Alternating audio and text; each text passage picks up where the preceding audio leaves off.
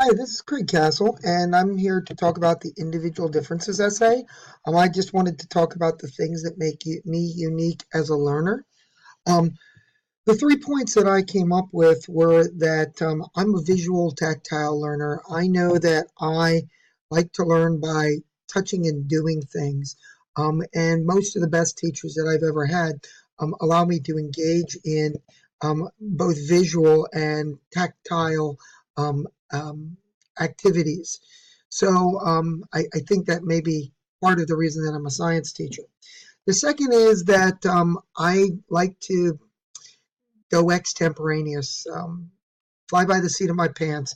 I'm a person who embraces uncertainty, and definitely I like to just get things done by thinking through them as I'm going.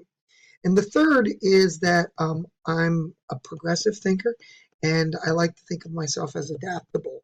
Um, so I'm taking this class so that I can reinvent myself and teach through online instruction because the face-to-face teaching that I've been doing after 28 years is starting to get a little old. So those are the three things that I identified as unique to my learning toolbox.